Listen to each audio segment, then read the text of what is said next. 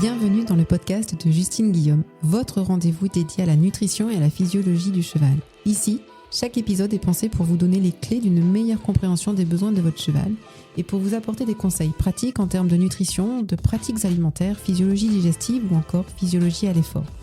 Ce podcast vous guidera pas à pas pour offrir à votre cheval les meilleurs soins basés sur des connaissances scientifiques actuelles. Alors que vous soyez propriétaire, cavalier, professionnel, vous trouverez ici tous les conseils pratiques et les réponses aux questions que vous vous posez au quotidien.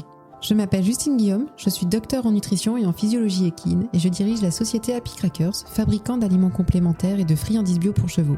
Ma mission, vous donner toutes les informations pour que vos choix soient éclairés et que vous soyez acteur du mieux nourrir de votre cheval.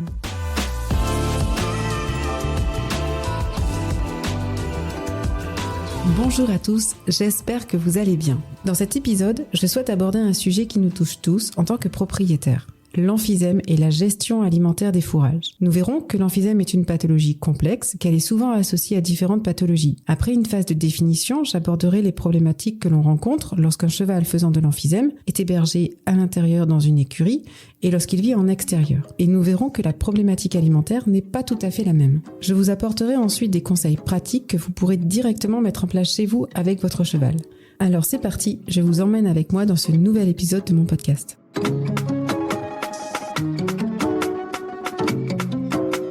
Comprendre l'emphysème pulmonaire du cheval.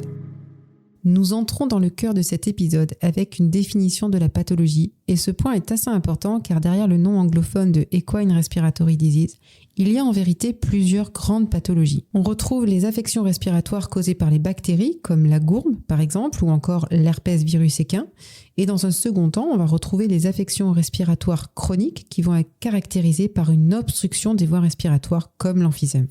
Les chevaux atteints d'emphysème ont généralement des difficultés à respirer, une toux persistante et peuvent avoir une respiration sifflante. J'ai souvent tendance à comparer cette maladie à l'asthme équin, d'ailleurs je ne suis pas la seule à le faire, les grands spécialistes aujourd'hui se mettent d'accord pour dire que l'asthme équin est relativement proche de l'asthme chez l'homme. Et c'est notamment de l'asthme équin que nous allons parler aujourd'hui.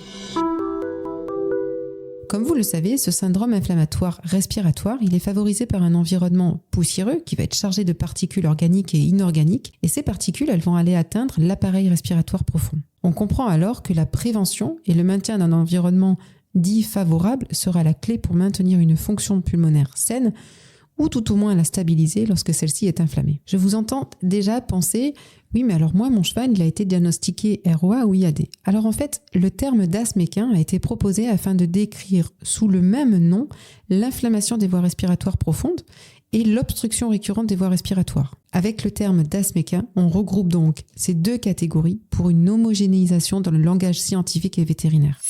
L'asthme équin peut avoir plusieurs degrés d'intensité. Le premier, ça va être l'asthme équin modéré qui va toucher les chevaux de tout âge, même s'il est plus fréquent d'ailleurs chez les jeunes chevaux. Mais écoutez bien, il toucherait environ 20% des chevaux et il s'agit d'une cause fréquente de contre-performance. D'ailleurs, une étude menée en France a mis en évidence que plus de 60% des trotteurs référés en consultation pour contre-performance présentaient un asthme équin modéré. Le second, l'asthme équin sévère, qui est une pathologie chronique et la plus fréquente chez les chevaux hébergés à l'intérieur. Elle touche principalement les chevaux de plus de 7 ans. De manière surprenante, il n'y a pas forcément de lien établi entre ces deux maladies. C'est-à-dire qu'un cheval qui a, dès son plus jeune âge, des épisodes d'asthme modéré ne développera pas forcément un asthme sévère plus tard. Il y a en vérité un sous-degré d'intensité dans l'asthme équin sévère que les chercheurs appellent l'asthme équin sévère associé au pâturage. Comme son nom l'indique, les chevaux sont alors allergiques à des allergènes présents dans les pâtures et ils présentent alors des signes cliniques notamment en début d'été et à l'automne. Et si je vous demandais maintenant quels sont les facteurs de risque de cette pathologie, vous me répondrez très certainement la poussière, les acariens, les moisissures, majoritairement présents dans les litières et les fourrages, ou encore les endotoxines, c'est-à-dire les constituants des parois cellulaires des bactéries, des particules fines à ultra fines, des micro-organismes, des gaz toxiques ou irritants, notamment l'ammoniac qui se dégage de l'urine chez les chevaux qui sont confinés à l'intérieur. En réalité, il va s'agir de toutes les particules fines inhalées par les chevaux. Pour les chevaux vivant au pré, les principaux facteurs de risque seront lorsque les pollens de graminées et les spores de moisissure sont les plus abondants dans les prés et lorsque la température et l'humidité augmentent, c'est-à-dire le combo parfait. Et évidemment, certaines de ces molécules inhalées ensemble auront des synergies, alors certes négatives pour la santé du cheval, que si elles étaient inhalées séparément. Alors si vous êtes encore avec moi jusqu'ici, je vous dis un grand bravo. Le passage des définitions est officiellement terminé. Place au conseil.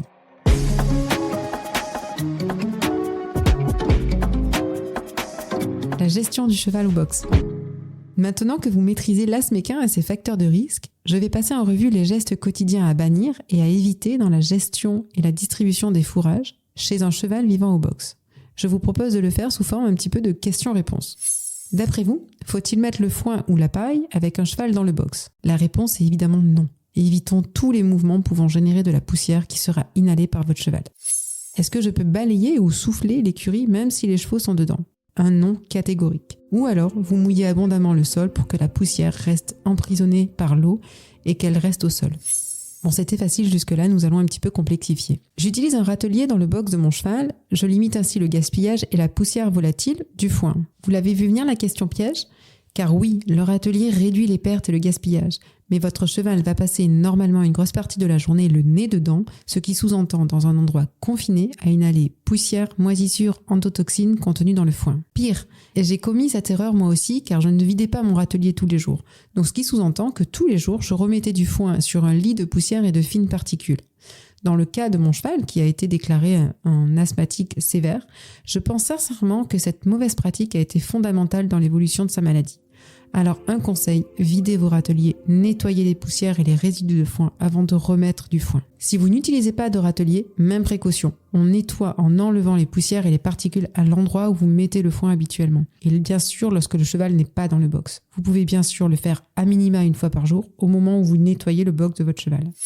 J'ai également souvent la question, mais alors si je mets le foin dans un filet à foin, cela va limiter la poussière inhalée. Alors en partie oui, puisque le foin ne stagnera pas et ne reposera pas sur un lit de poussière. En revanche, une fois le filet à foin terminé, qu'est-ce que va faire votre cheval ? Eh bien, il va aller manger les brins de foin sous le filet à foin, pile là où la poussière se sera déposée. Donc ce n'est pas non plus la solution idéale. Si vous avez des pratiques dont je n'ai pas parlé ici et que vous tenez à les partager, ce sera avec grand plaisir. Surtout n'hésitez pas à me laisser un message, alors soit sur mon site internet happycrackers.bio ou sur mon Instagram happycracker_officiel. Je me ferai un plaisir de vous répondre et de partager vos pratiques ou questions. Allez, je continue, j'ai encore 2 petites questions à vous partager.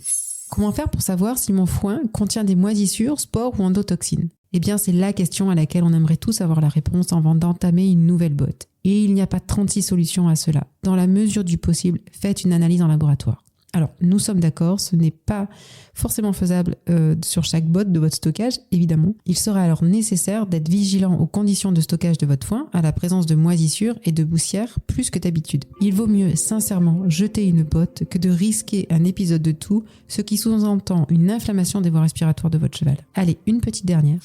Si j'utilise un purificateur de foin, est-ce que je suis certaine de donner un foin sain à mon cheval ? Alors oui et non. Alors oui, parce que les études menées ont montré que les purificateurs réduisaient de manière significative les moisissures et les poussières dans les foins traités. Mais elles avaient également une influence inégale sur la réponse respiratoire des chevaux atteints d'asthme sévère lorsqu'ils étaient nourris au foin. Ainsi, les purificateurs ne seront pas le seul traitement non médicamenteux qu'il faudra mettre en place chez un cheval asthmatique.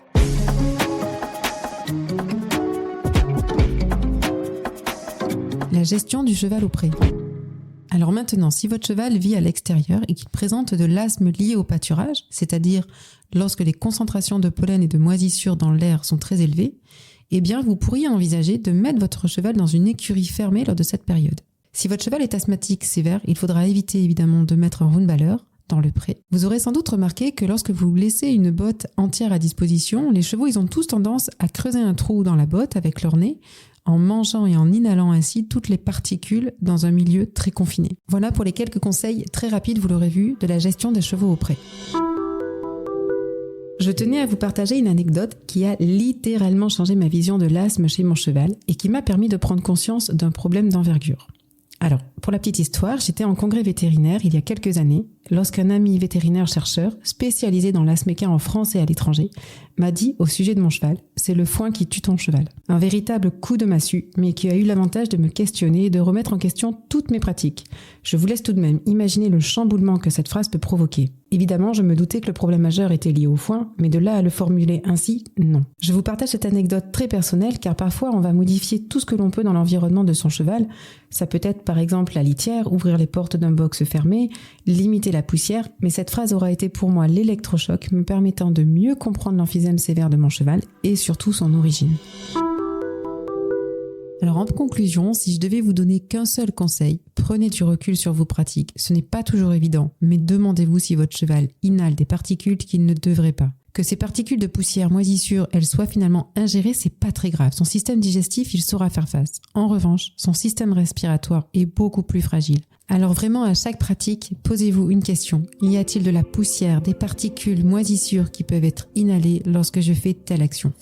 Cet épisode touche à sa fin, j'espère qu'il vous a plu et surtout que tous les conseils pratiques vous seront utiles. Si vous avez des questions ou envie de partager vos pratiques et que je ne les ai pas abordées ici, surtout n'hésitez pas à me laisser un message sur ma page Instagram Happycracker officiel. Et bien sûr, si cet épisode vous a plu, je ne peux que vous conseiller de vous abonner à mon podcast et de le partager. C'était Justine Guillaume, je vous dis à très vite dans un nouvel épisode.